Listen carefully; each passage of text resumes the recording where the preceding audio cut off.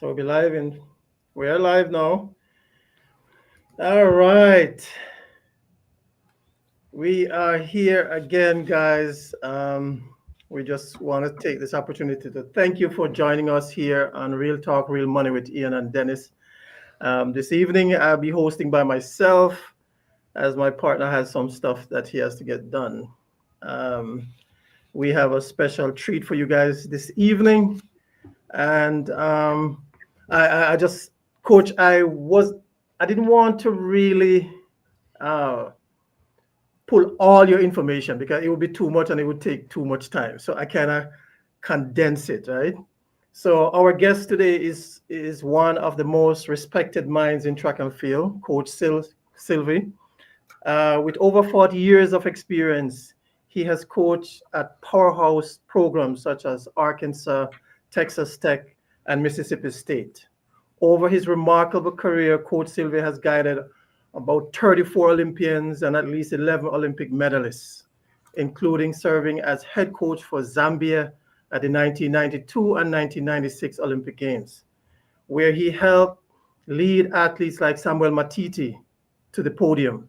Renowned for his expertise in the 400 meters, relays, and hurdles, Coach Silver brings unmatched insight into developing elite athletes. Coach, thank you for joining us on Real Talk, Real Money with Ian and Dennis.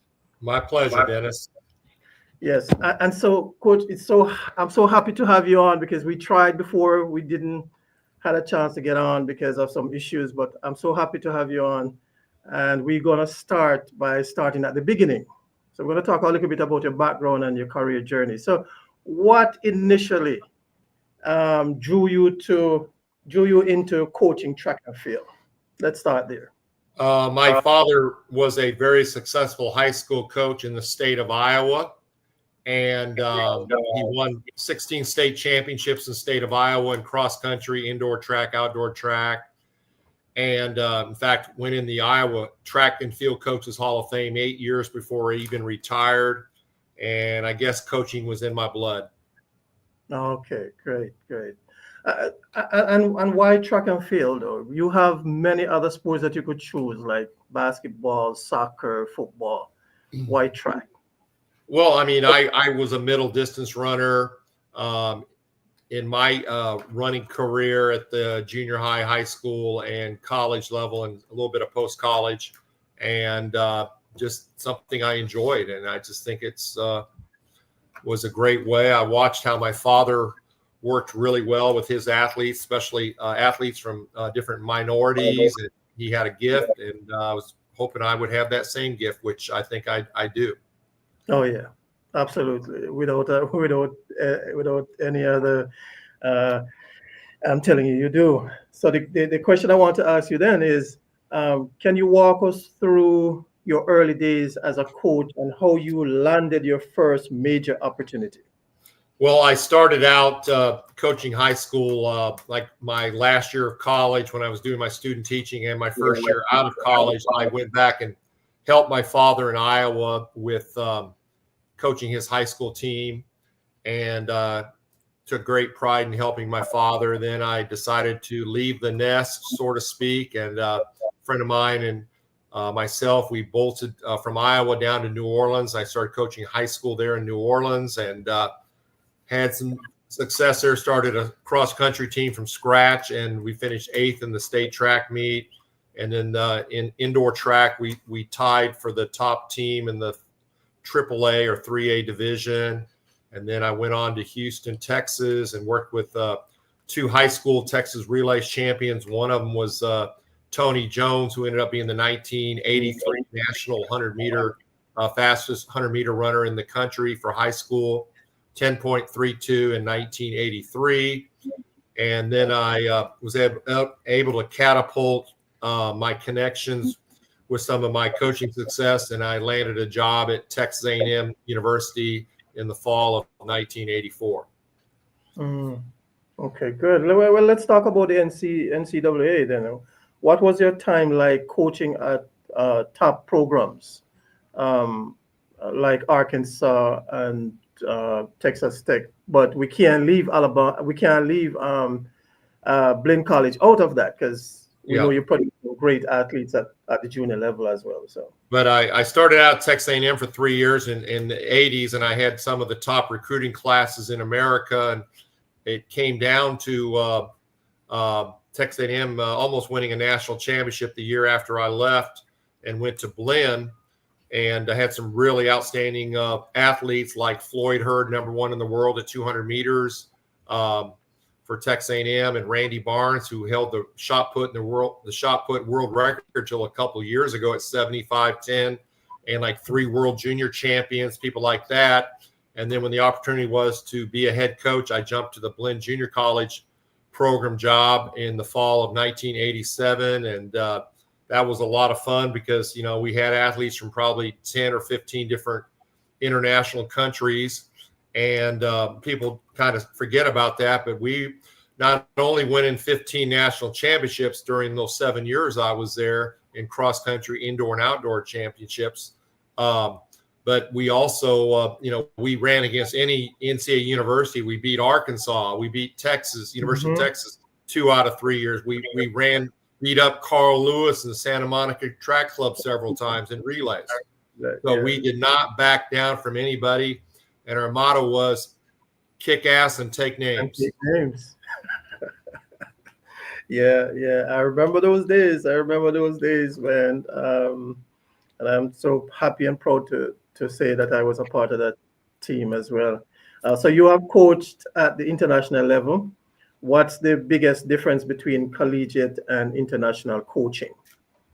Well, I mean, I didn't go to Zambia for the 92 Olympics. They all were over here with me in the United States on scholarships, most of them with my program. And so these were already the focused athletes, and didn't really want to go to Zambia and have to sleep with a mosquito net on, so I didn't get malaria. But they were all over here with me, and then same thing for the 96. But these are just the focused athletes, and in most of these international athletes I've had that came to the U.S. on scholarship for me at Blinn or Arkansas, they're extremely focused and taking care of fine details. Yeah. So coaching an athlete is coaching an athlete. I'm a better coach today than I was 30 years ago, and I know more than I did 30 years ago because I'm smarter and wiser. Right. So I know I said earlier that you have coached 34 Olympian athletes. Was that correct? Actually 37, and 17 of those athletes have won Olympic medals. 17 Olympic medals. Okay, nice. And at the world championship level, I've had 44 athletes in the world championships, and 22 of those athletes have won world championship medals. Yes. Okay, great. So I'm not trying to brag, but I've been fortunate. So. Well, I mean, the records show for itself. So we know that one of your standout athletes was Samuel Matiti, first Olympic medal for Zambia. You want to talk about that in the hurdle? Yeah, Sam was extremely focused, a pleasure to coach, and ended up winning a world championship 91, 93, world silver medalist 93, and 95 silver medalist again. Unfortunately, in the 96 Olympic Games, he messed around in the semifinals and got stuck in lane 1 in the final. But I really believe if he would have been in the middle of the track with my other athlete, Calvin Davis, that won bronze for the USA in the 400 hurdles, if Sam would have been in the middle of the track, he would have won Olympic gold that day. But you can't choose the athletes' lanes. But Sam was very focused, ran 44.88 on the flat 400. And 10 days before the Atlanta Olympic Games, we ran a 600-meter time trial all out. I had him run by himself, even though I was coaching a 144 800-meter runner named Brandon Rock.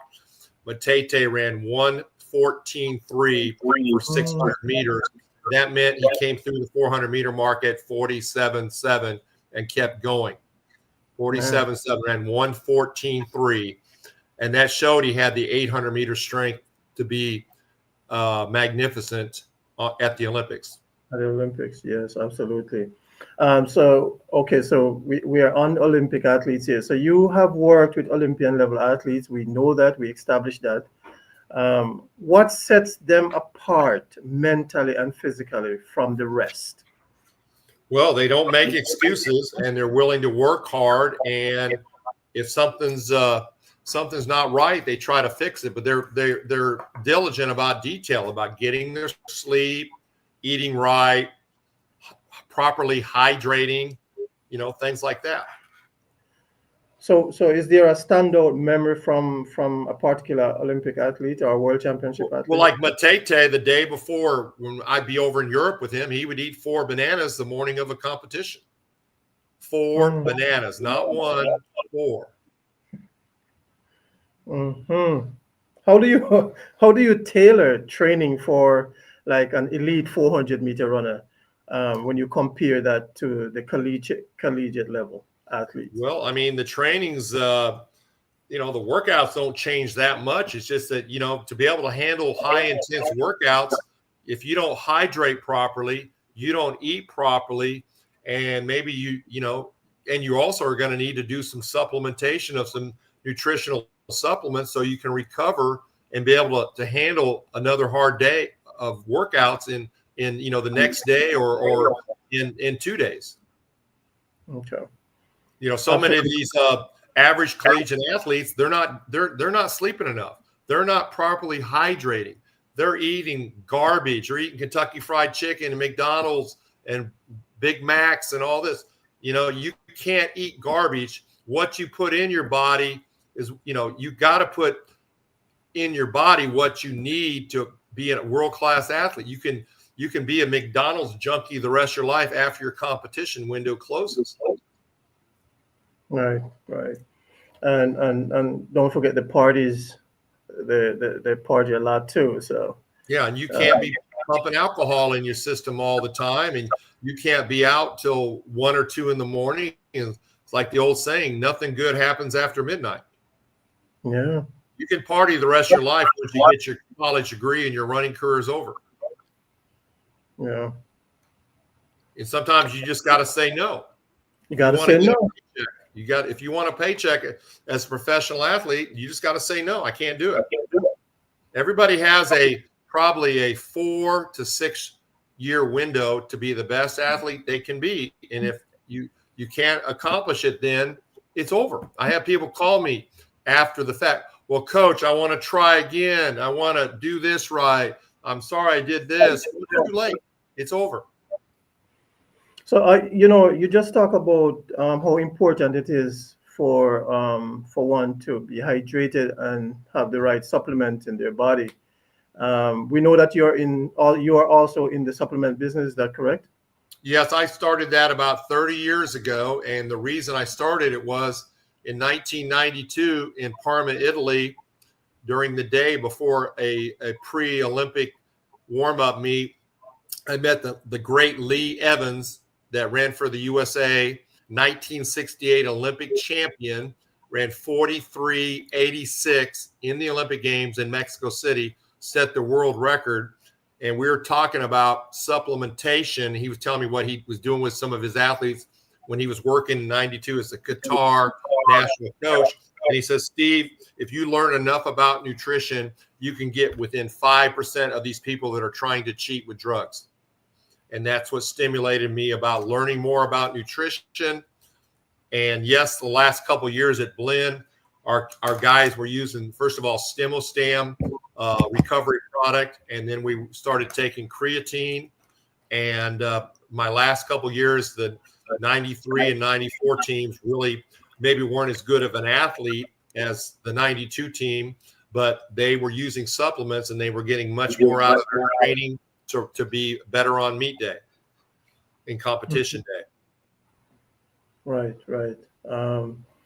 What would you say your core coaching philosophy is when it comes to developing an athlete? First of all, it's called tough love. I don't care if you're Samuel Matete out there or you're a walk-on, you're going to be treated a certain way, and I'm going to get on your butt if you don't do something right, or if you mess up the workout or you're not trying hard enough, I'm going to get on you. I'm not there to sugarcoat it. I'm not there to pad your ego. Where if we got to run 6 200s at 25 seconds, that's what we need to do. with a 3-minute recovery. So, I'm not going to praise somebody that, excuse my terminology, sucked in the workout. It's called tough love, and welcome to the real world. So, I'm on them. And, that's the thing. I'm getting back to this about supplementation and hydration. My rule of thumb is if an athlete drinks 100 ounces of fluid during the day, water, sports drinks, juices, they're going to be properly hydrated. These people are trying to do it with a glass of water or two. They wonder why they're cramping and straining hamstrings. I see. Yeah. That was important. How important is biomechanics and race? Very important, learning how to run efficiently. And, you also, the biggest thing right there is starting out with dorsiflexion, learning how to run with your heel up, toe up. You can't be slapping the surface.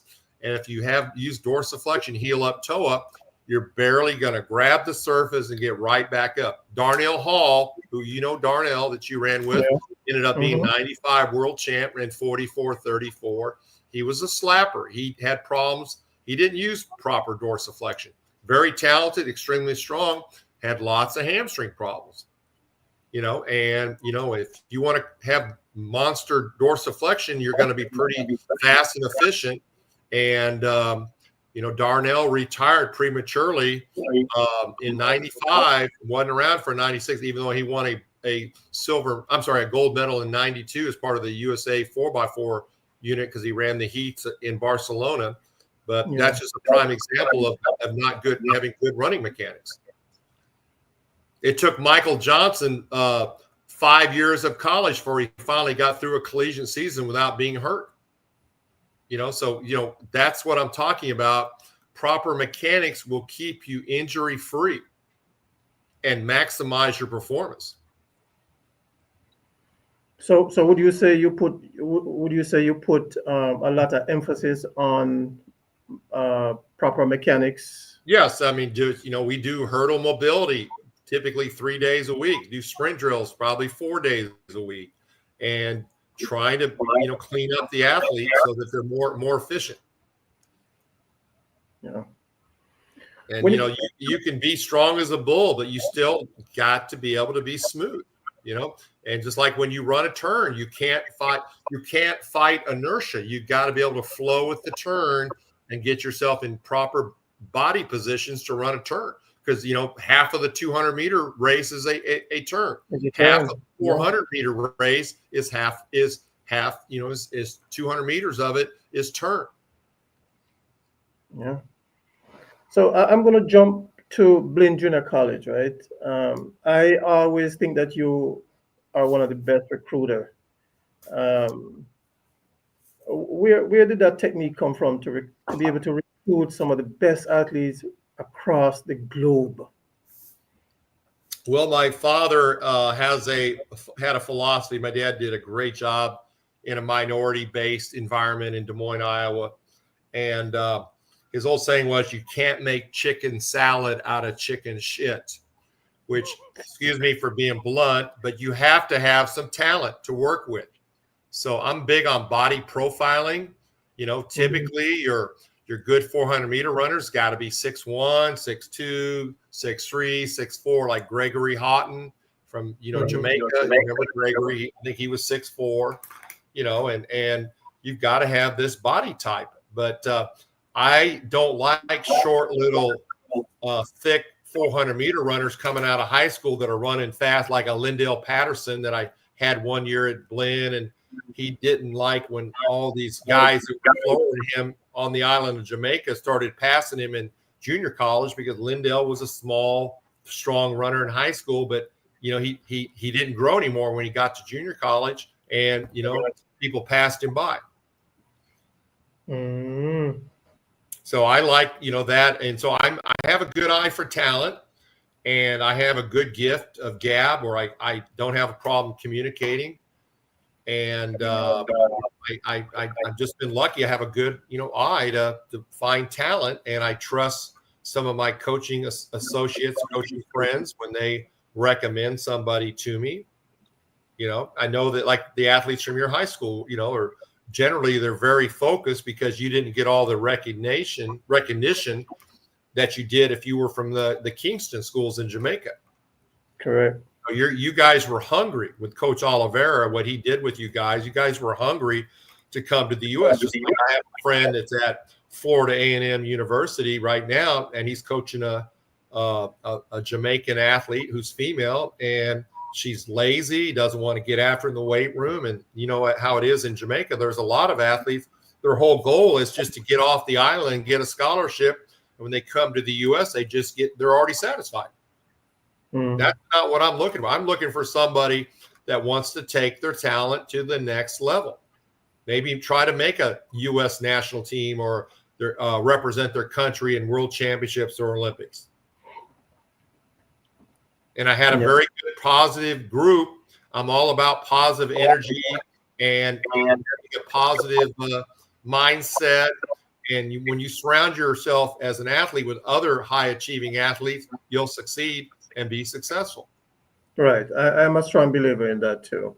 Yeah. You know, I had some people that had bad attitudes and didn't want to work hard, and they didn't last 2 years with me at Blinn Junior College because they had a negative attitude, or they didn't want to go to class, things like that. But the big picture there, you got to get a degree. So first of all, these athletes that I got at Blinn Junior College, they were top 5, top 10 sprint, athletes in America, a lot of the American kids, but they didn't have their academics together, their grades.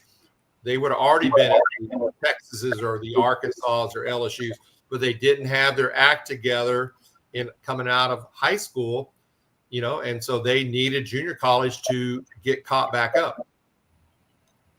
So is that something that you emphasize in your program with your athletes, that they go to study hall, they get all the help that they can, the extra help and all that? Yes. I mean, I had kids coming in with 3rd, 4th, 5th, 6th grade reading levels to Blinn Junior College that needed extra help. They were allowed to slide by because they were good athletes in high school. So, like I have a particular young man, first signed him to a scholarship after I left Texas A&M. I wanted this triple jumper from Louisiana named Burgess Mitchell.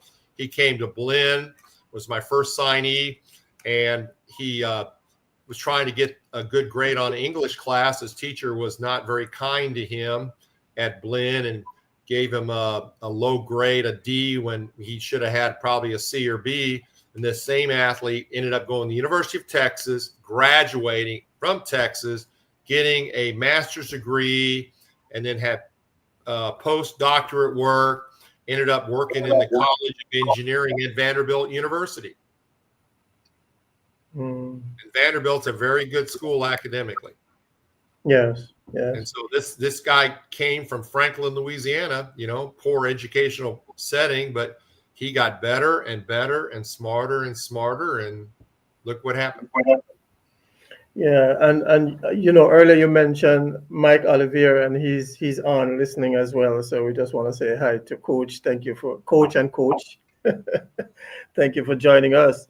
So let us when it comes to the role to recovery, and for recovery, especially when someone have injuries, and what is it that you practice that would prevent these athletes from having injuries? I know we talk about they need to make sure that the biomechanics is very important, so you want to ensure that. But is there anything that you want to share along that line to prevent injuries? Well, I mean, they need to be eating a banana or two every morning for potassium. Some people say, well, I can't eat bananas. I don't like bananas. Well, then I developed this product about 1995 called Phosphate Plus. It's like eating 8 or 9 bananas a day, because you have to have potassium phosphate in your system for your muscles to work and work overtime. So that's something, it's called Phosphate Plus, and it's like eating 8 or 9 bananas a day. And I helped develop that back about 1995. Because I always hear, oh, I can't eat bananas, Coach. I don't like bananas. Well, you don't eat what you like. You eat what you need for your body if you want to be a world-class athlete. Yeah. and that's important. And like I said, the hydration is what it's all about. They got to properly hydrate, and they need 7 to 8 hours sleep a night. But you have to eat to win. I made myself eat liver in college because I was a middle distance. I needed iron. I hated liver. I have not touched it since. But you have to do things your body needs. You need to eat lots of fruits and vegetables. That's how you get the nutrients and minerals, things like that your body needs. And as you know, back on the island of Jamaica, you guys eat lots of fruit and vegetables, which is awesome. And I've seen a lot of the Jamaican athletes come over here, and their diet alters because now they want to go eat Kentucky Fried Chicken or McDonald's all the time. And that does not make a champion. So you earlier you mentioned that it seems to me like you have a preference in terms of international athletes because they sound like you're saying that they're more disciplined. Is that correct? Yeah, they're taking advantage of this opportunity to come over the U.S. on a scholarship, and most of the time they're hungry to come over here and take advantage of it because it's hard to get a good education in some of these third world countries like Zambia or Zimbabwe, or South Africa, so they want to come over and they take care of business. So, our American kids, they don't realize how good they have it. I know the first time I went to Europe and traveled with Matete, I could not wait to get back to the USA. And because now I realize how great the USA was. It was a great place to live, so many good things. And we had Walmart in the USA. Because I couldn't afford Europe. It was such an expensive place to be. So I'm just saying, we don't realize, our American kids don't realize how good. And like what JJ said to me once, he says, why do these American kids, why do they miss going to class? How come they don't want to go to class? Okay, right. And, he sees it like these guys are screwing up, and here he's so thankful to be in the USA from Zambia. And he don't know why some of these kids from inner city Detroit or Chicago, why they don't want to go to class. And, I've had to send, someone said I hold a record. Someone said they're going to break my record. I had it blend. And I said, I didn't know what record they were talking about. And they said I sent 21 kids home one school year that didn't want to go to class. They had questionable characters, and they didn't know how to behave. I had to send 21 kids home. And most of them were all from the U.S.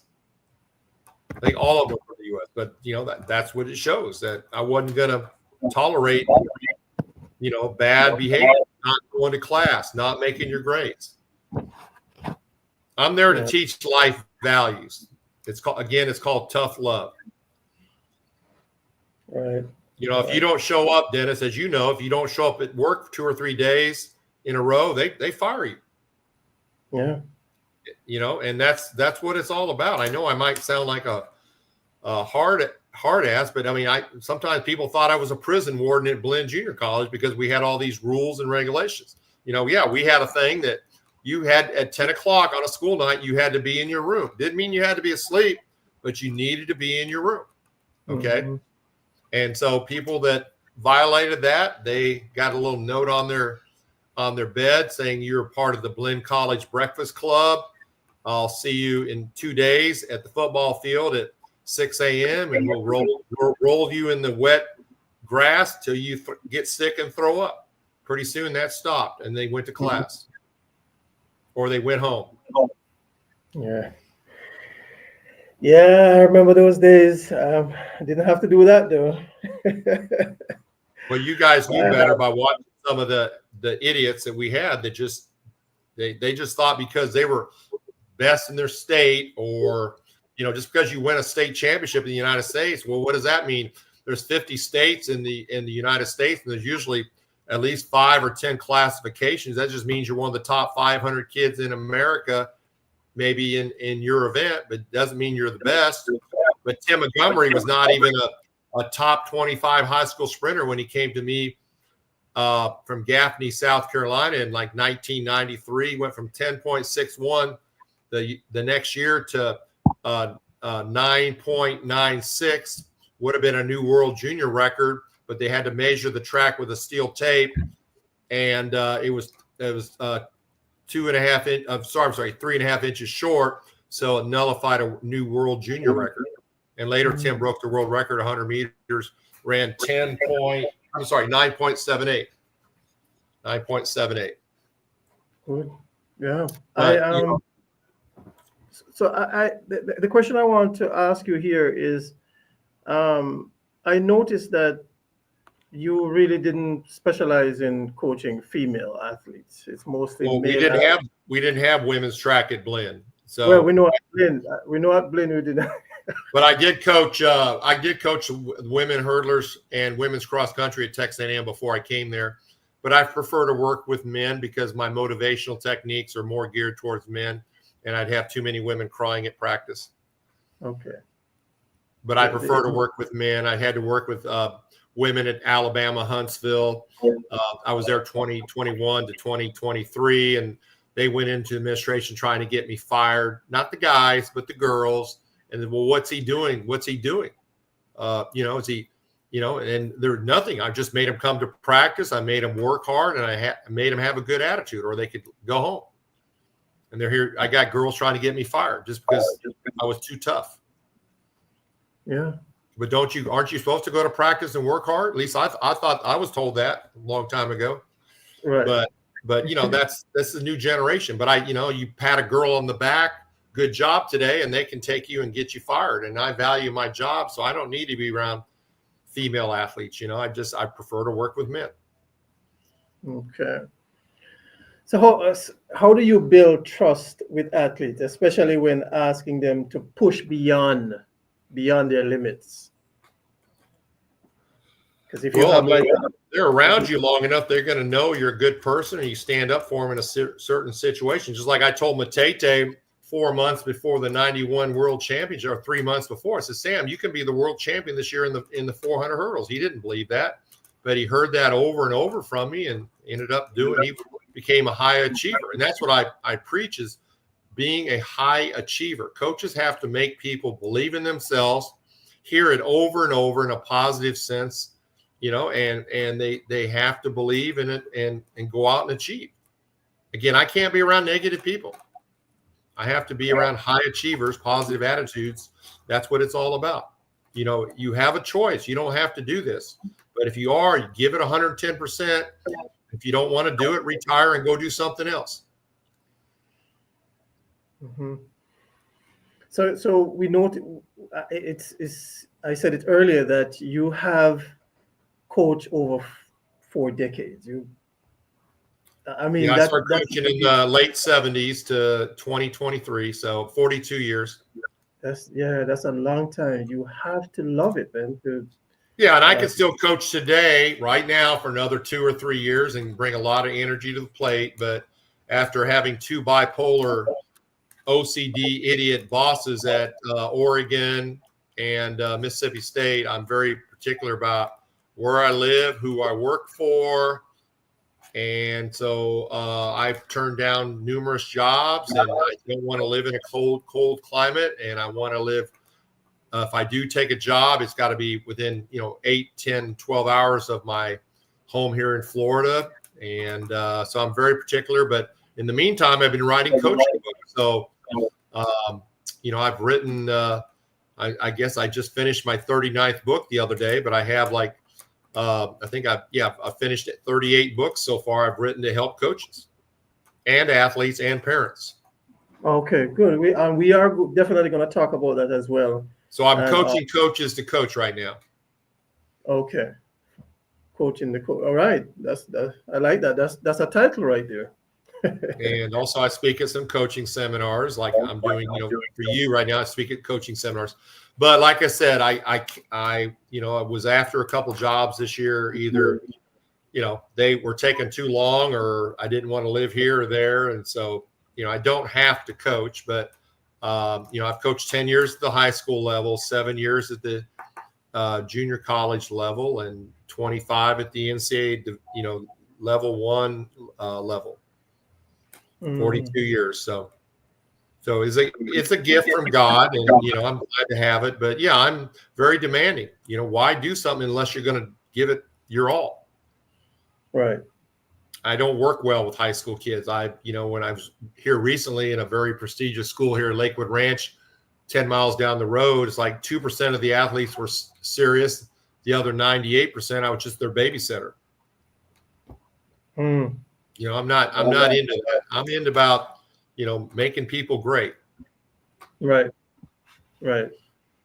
I know earlier you said that, you know, uh, Darnell Hall, right, who I know very well, who was very talented, but he was plagued with injuries and stuff like that.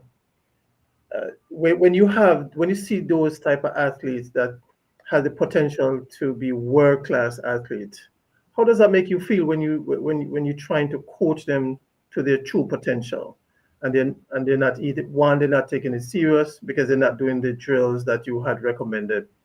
Um, what kind of feeling does that bring to you as a coach? Well, it makes me feel good that I picked the right person out of the stable of horses. Darnell was a top 5 or 6 high school kid coming out of Detroit, Michigan, out of Pershing High School. So yeah, I just have a good sense of, I've been considered to be a very good aggressive recruiter and go get what I want. And Darnell was nice sized and had a heart of a lion, and he ended up running 44.90 for me at a dual meet against Texas one year, and it made the '96 Olympic team and ran on the 4x4 and won a gold medal. And his PB ended up being 44.34.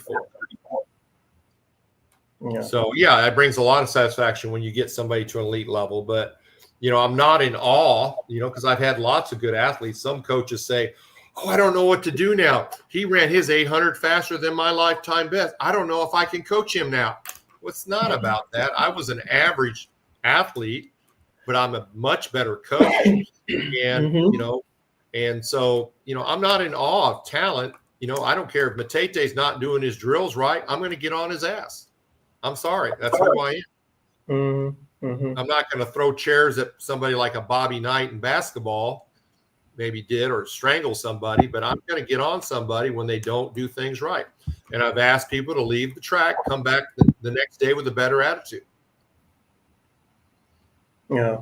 Come in there, do it right. But again, if you don't come and bring your A game to your Fortune 500 company, they're going to fire you. Yeah. Or you're not showing up to work, or you show up at work late, they fire you. So I'm trying to teach people life values. Let's get ready for the real world. What's one mistake you often see young sprinters or coaches make? They try to move kids up too fast. Let's say you bring in a white, let's say you bring in a white kid, and well, then he can't be a 100, 200 guy. So you move him up to the 4, the 8. Well, you see European white sprinters, they don't move them up. They just keep them as short sprinters. And I see that happen a lot, that sometimes we move people up too quickly to other events thinking that's going to be it. And I just see that happen a lot, that you move people up a 1-2 guy to the 4 or to the 8, because athletes develop at different rates. There's some athletes that are short and they're very thick, they're very strong coming out of high school, and then there's taller, lankier athletes. All they need is 2 or 3 years of good weight training, getting good Olympic lifts behind them and getting stronger, and then their stride opens up, and all of a sudden they're really good athletes. Okay.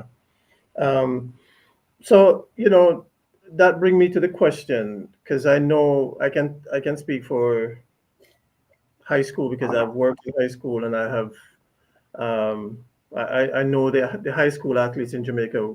One of the concern that I have is high school athletes, they're doing so much events.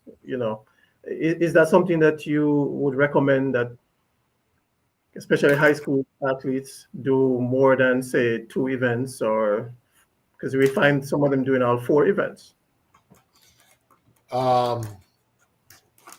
if I may say something, first of all, I would like to see those athletes do other sports before, while they're younger, and not be just a specialist. I mean, I have no problem with a kid. I tell people all the time, let your son or daughter do soccer as long as they possibly can before they come to track and field, because they're getting running in soccer and then come to track.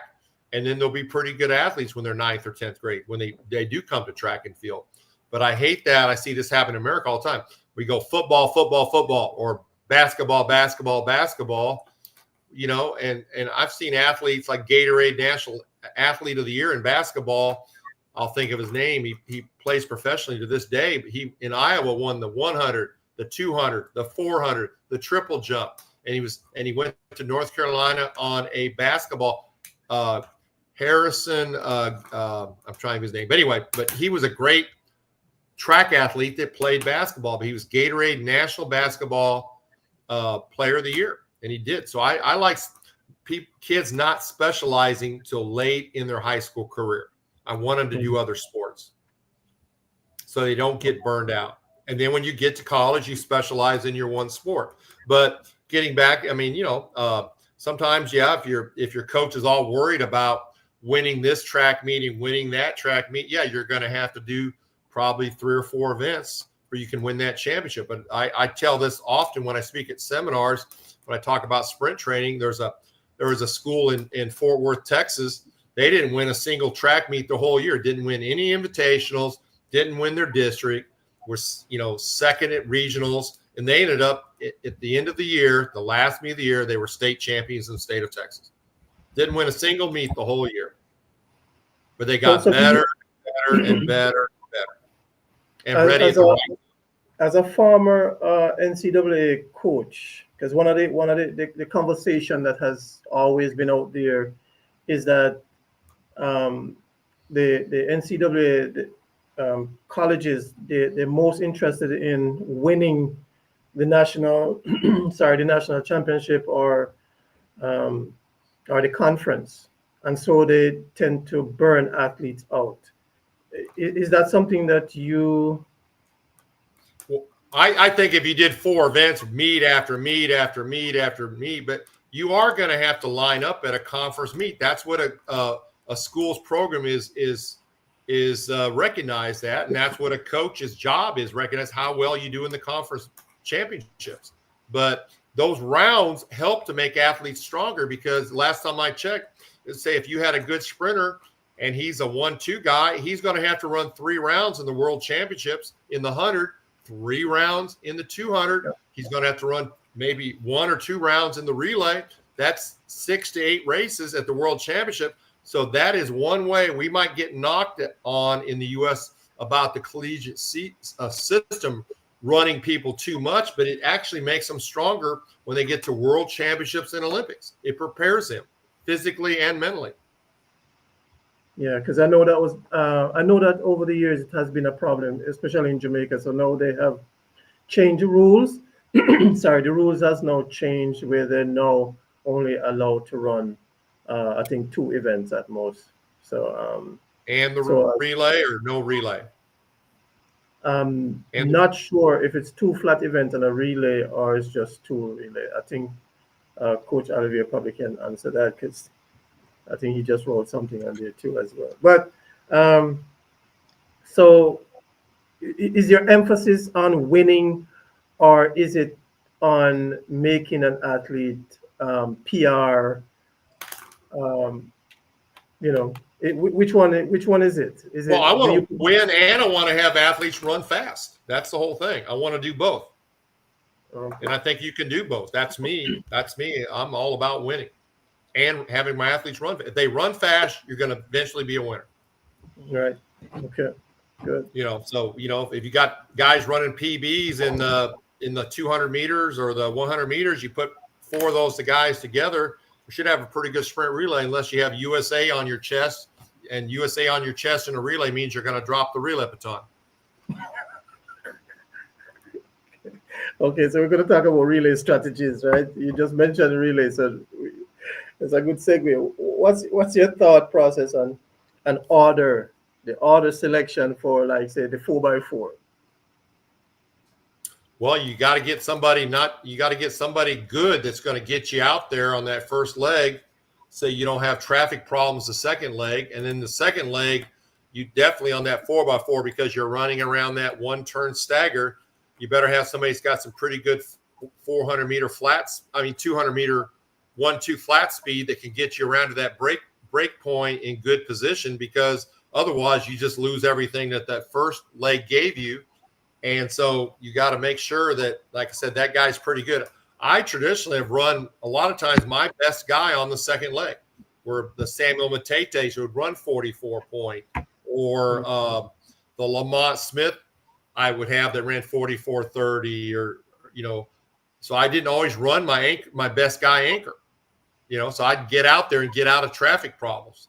So, and then usually if you have to run a 800 leg that doesn't have good flat speed, or maybe a hurdler that doesn't have good flat speed, you typically hide them on a third leg, and then you at least want your anchor guy to be your first or second best athlete in the 400. Okay. Yeah. But some of my best relays have been opened up on that second leg by a 44 carry, and then that makes people chase us and do stupid things. Yeah.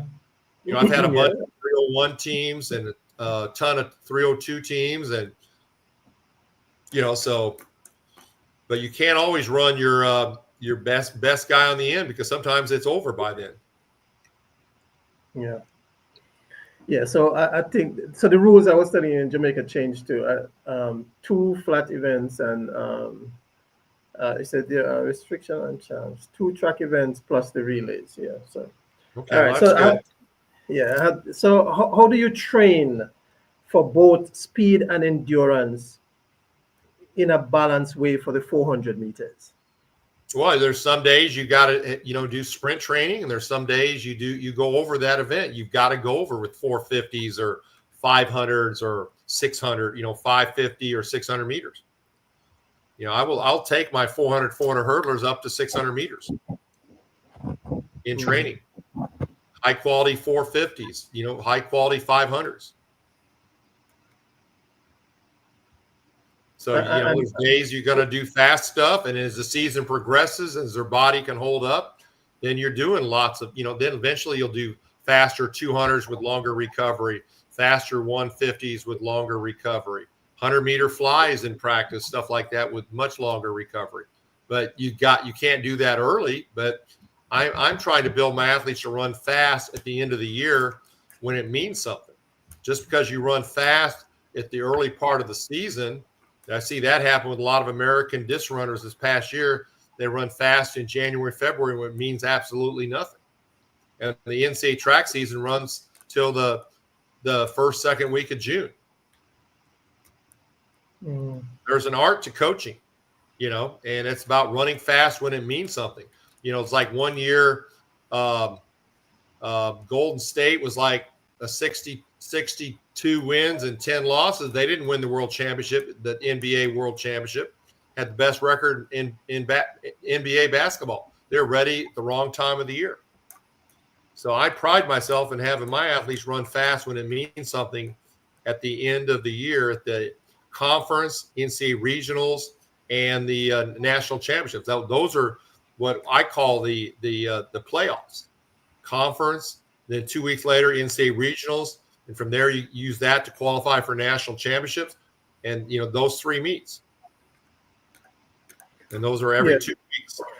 So I have this as a concern, and I was having a conversation with another former Jamaican athlete, and he was telling me the strategy that his coach would use with him back in the days, and he run some really awesome times. I just want to get your feedback on it. We have professional athletes run for so long. Do you recommend that they take that long break before they start again? Because my rule of thumb is 1 month. 1 month active rest, and then you start over. And you start again. Okay, yeah, 1 month. 1 month active rest. That doesn't mean you sit. That means you go play soccer or basketball or ride your bike or walks or whatever. You don't sit around and gain 10 pounds or 15 pounds. but it's called active rest for 1 month. Get away from the sport for 1 month. For 1 month. Okay.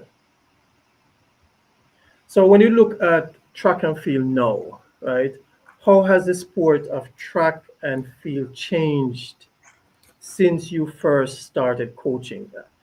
I know it's 40 odd years ago, but Athletes are athletes. People want good athletes they want to be held accountable. They want to be coached. They want discipline. So I don't think athletes have really changed. But my biggest enemy is they want to have their phone at practice. No, the phones get put left in your car, or they left in your backpack. We're not having phones out at practice. okay. And then that's why I don't coach high school, because you got mommy and daddy trying to tell the coach what they should and shouldn't be doing. Yeah. That's how it is in the American high school system here in the U.S. Mommy and daddy want to get involved in everything. So in other words, you're saying that track to you it hasn't changed much, but when you look at we got better tracks, we got better shoes, we got better sports recovery products, things like that. It's gotten better. Yeah, but when you look at the rise of sports science and data, how has your approach evolved when you were coaching? Well, I didn't put a lot of emphasis early on, nutritional supplements or electrolytes, and all these things. And that's where, like I said, since '92, I've had my supplement company for 30 years. I'm always learning something, out there that's better, more smarter to do, and so, like I'm trying to get my hands on a sodium bicarbonate supplement right now that all these middle distance runners, 400, 800, 1500 runners are using. They're taking it before a competition, hour and a half, 2 hours before. And these guys are getting excessive personal bests, and it helps with everything with the human body by consuming sodium bicarbonate. So I'm working on that right now, because a lot of athletes throughout the world are using it. Like all those 800 runners, the slowest 800 runner in the world championship, 142.77. They're running 141, 142s. 145 isn't any good anymore. They're not any good anymore. Yeah, back in the days, that was that was outstanding. I mean, I've coached 144 guys, but the shoes are better, the track surfaces are better, the recovery supplements are better, and so things have evolved. But I still think some of the greatest athletes we had ever in America were back in the '60s. The Lee Evans that ran 43.86. We had a guy named Tommy Smith that ran 1980 or 90. These guys were running these times mostly on cinder tracks. But some of the athletes, some of the greatest athletes we ever had in America were in the '60s when they had the Black Power salute. Some of those athletes, Don Carlos, those were some tremendous track athletes. Yeah, I know you touched on it just a while ago, but do you feel like that today's athletes are more prepared? Well, we know we have better. I'm sorry, what was that word, please?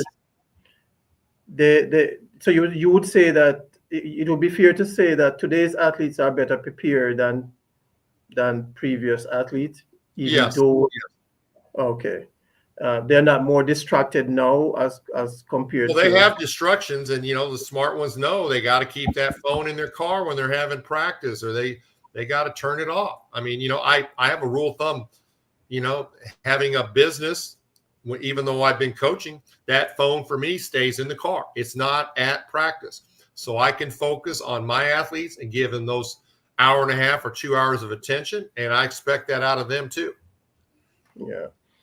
Yeah, so there's too many social distractions. Just because you got so many followers on TikTok, that doesn't make you an NCAA All-American.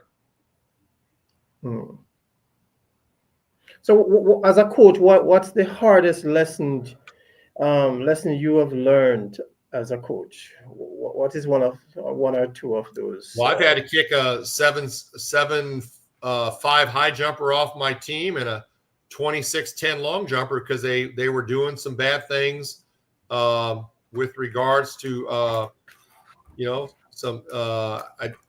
they were doing some check forgery. I had to kick 2 national champions off the team right before national championships one year. That was hard to do, but I had to do what's right. Teach them a lesson for the rest of their life. Mm. That's something I had to do. Did I like to do it? No, but I had to do it for them. We don't stop something then pretty soon they're going to go rob a bank or kill somebody. Mm-hmm. So I want to win as much as anybody. And I work for the greatest coach in the history of NCAA athletics at Arkansas, John McDonald, and won 40 national championships, And John didn't put up with too much. But, kids transferred into Arkansas to win a ring and be part of a championship team, and they left full scholarships at other schools because they wanted to be coached and be part of something special. Mm. So if you could go back, right, and tell your younger coaching self one thing, what would that be? I should have stayed at Texas A&M longer because I brought in 3 outstanding recruiting classes, and I didn't get the true recognition for that. Even John McDonald told me if I would have stayed at at Arkansas longer, I would have been given as a recruiting coordinator, I would have been given that true recognition because the 1990 team at Texas A&M lost the national championship by 2 points to LSU. And those were basically 80% of those athletes were people I recruited at Texas A&M. I left a job too soon to go to Blinn because I brought in some outstanding recruiting classes at Texas A&M that had, like I said, 3 or 4 world junior champs and stuff like that. But you're not saying you regret going to Blinn, though, right? That's not no, I'm not saying, but I wish I could have benefited from that Texas A&M, those recruiting classes I put together. But I left Arkansas, over most of these schools that I've left at, had to leave because of a pay dispute. I left Arkansas with a good team on the table there. But after I left Arkansas, they weren't going to pay me what I deserved. And I had to go step out and go sell running tracks and football fields to get the money I deserved. And Arkansas didn't win another championship for 2.5 years. Mm-hmm. So, and I had left some pretty good athletes at Arkansas. So yes, I might have jumped some places, left places a little bit too quick, but I work hard, and you don't win championships when you work 40 hours a week. You win championships when you work 60, 70, 80-hour weeks. I'm sure I worked some 90-hour weeks at Blinn. Yeah. So there's a lot of recruiting and stuff that goes on way after practice ends at 5 or 6 o'clock. Yeah. If you, what advice do you have for, let's say, aspiring track coaches trying to break into the sport? First of all, you need to go get your coaching certifications, like USA Level 1, Level 2, Level 3, or they have the Track and Field Academy. Get as many of those certifications, and just try to network and meet coaches and and meet people and shake hands and promote if you're a coach in high school, try to promote your athletes that you have in your program and just try to network the best you possibly can, because sometimes it's not what you can do, it's who you know. Okay. I parlayed the sprinter I had at my high school into a graduate assistantship at Texas A&M. They didn't even have that position, but they created that for me because this kid was the #1 high school sprinter in America, and he was a football player. And I told Texas A&M, I can deliver this kid to you for football, and not knowing if I could or not. And, they bid at it, and that's what got me in the door as a GA. I had the #2 recruiting class in America behind UCLA. The next year, I had a full-time job. So I had to gamble. I had to give up a $25,000, $26,000 a year job to make peanuts the next year, but I did that to get to the college level. And you need to also go get your master's degree if you want to be a college coach, because most of the jobs, they require you to have a master's degree. I didn't like school, but I made myself get a master's degree. Yeah. How do you personally stay motivated? I mean, I know you kind of retire But if they call you back, you might have another 2 or 3 more years. Yeah, if I wanted to, but I mean, I love track and field. It's great. It taught me self-discipline for the rest of my life. Athletics teaches you self-discipline, Yeah, and absolutely. it There's so makes you, much to learn from it. responsible. So you can get up at 8 o'clock. If you got that alarm, you got to be at work at 8. You're going to be at work at 8. But Yeah. track and field, I mean, it didn't seem like a job. When I coached high school and taught high school, all I was doing, I hated being a teacher in the classroom, just looking at the clock, trying to figure out when school's over with, so then you could go out and coach. I hated being a high school teacher. Mm-hmm. So, but Yeah. I get paid to be a college track coach.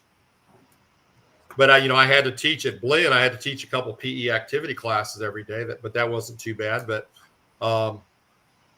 track and field is a great sport. I've been around my dad. He was 32 years at the same high school.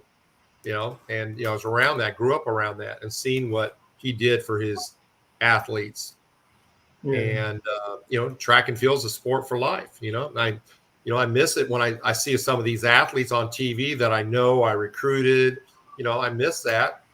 I was at UCLA. I was at USC the other day in California looking at their facilities and the great job Quincy Watts is doing there with that program at USC that won 2 national championships recently.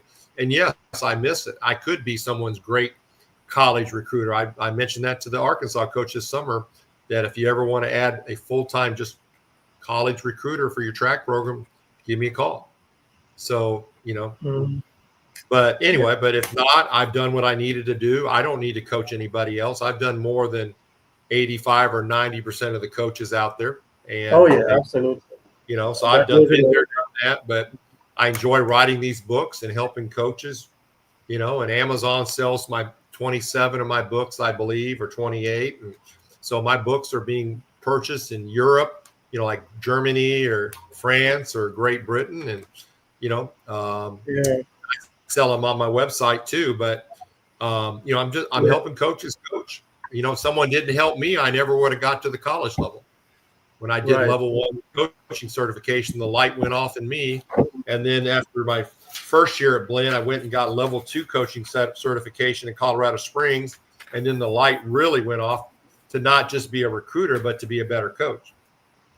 Because at first I was just known as a great recruiter, and then I learned how to be a better coach. Mm-hmm. All right, so we're coming to the end. I'm sure we're going to have you back, Coach, but I have one question to ask you before we get into what the products that you have. And I have to ask you this question. The best 400-meter runner you have ever coached in person, I mean, you have ever coached, who would you consider the best quarter miler that you have ever coached?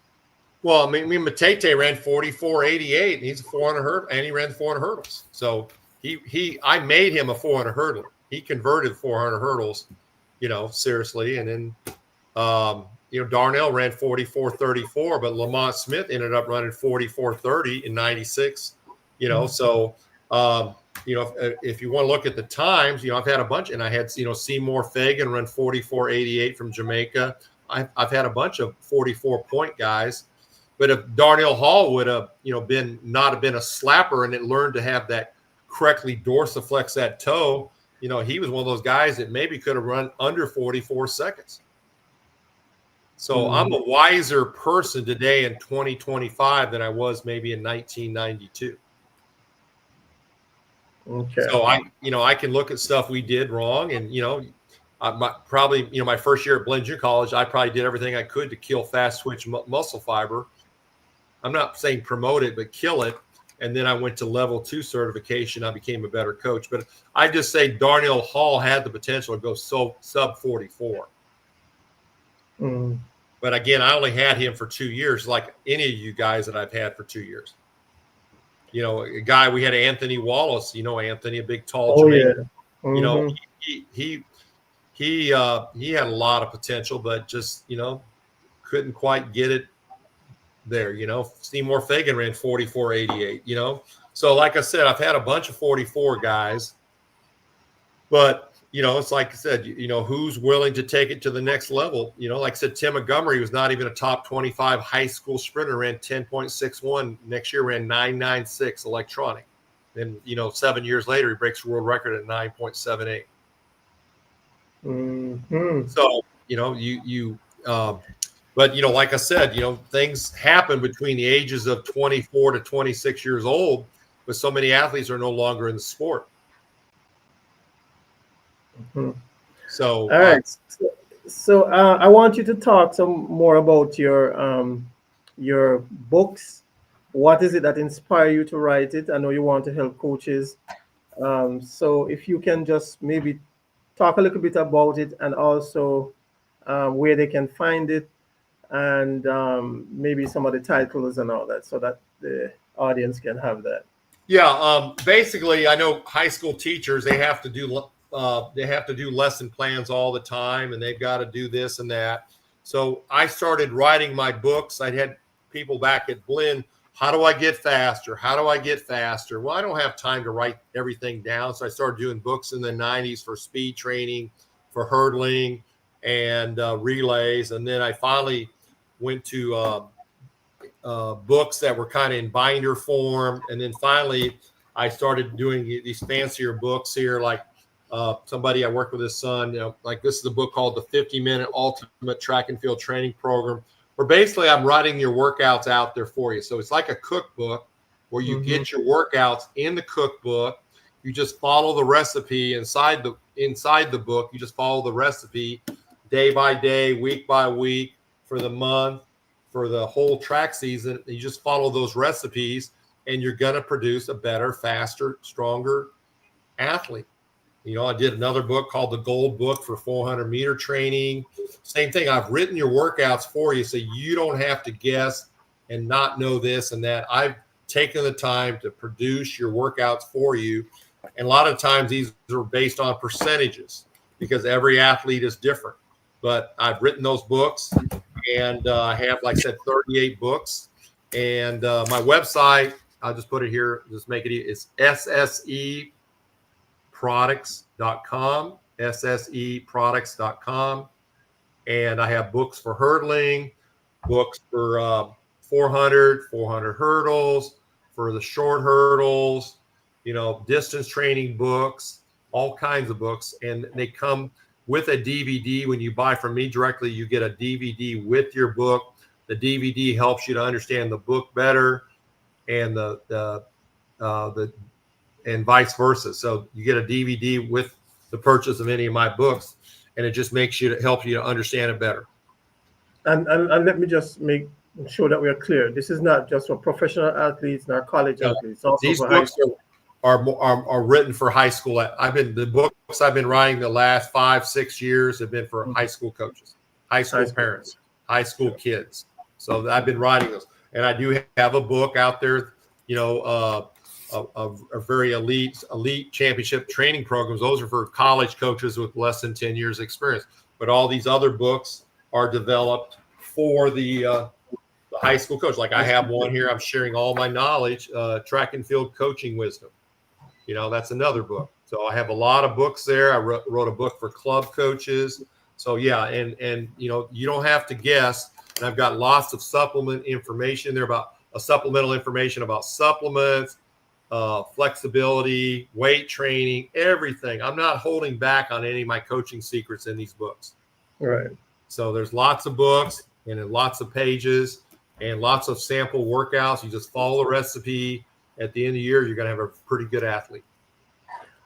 All right. So let me ask you. So you have books, and you also do private lesson coaching. I assume you do that. At one time. I don't have a track facility anymore, so I don't have. But I did. I did do about clinics? You participate in clinics, and a couple of times a year I get invited to coaching clinics around the country to go speak. Okay.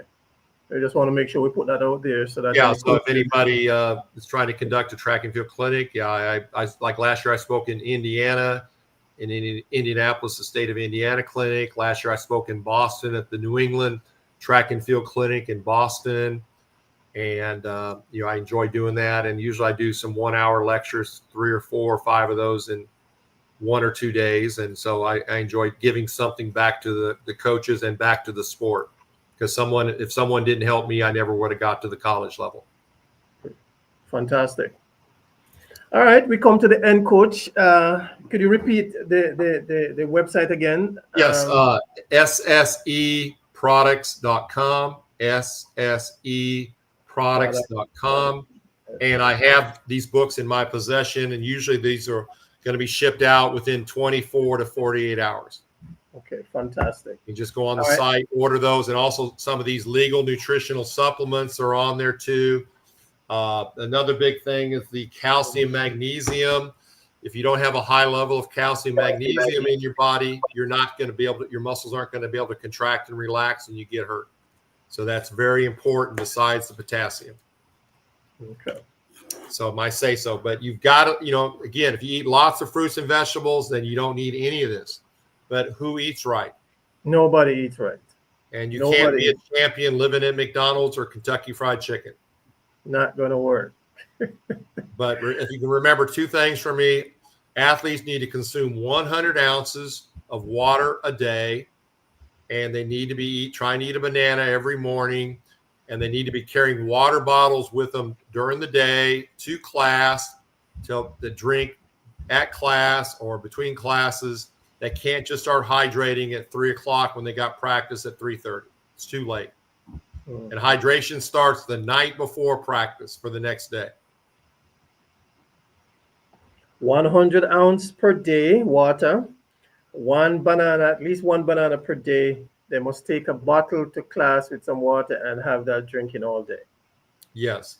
All right. And if they don't have to go, if they can hold from going to the bathroom for 2 or 3 hours, they're not properly hydrated. If they're properly hydrated, they're going to have to use the bathroom every hour, hour and a half. Okay. Fantastic. So those are just some little tidbits. And I'm a big advocate of Pedialyte. Pedialyte, more electrolytes than Gatorade, less sugar. Pedialyte, and it's in different flavors. There's 8 or 9 different flavors. And they have Walgreens versions of it, CVS versions, Walmart versions of it. And me living in Florida, I keep 1 or 2 bottles in my refrigerator when I go walk on the beach for an hour. So I don't have any heat-related problems later. Pedialyte. I've been using that for 20-some years with my elite athletes at the college level.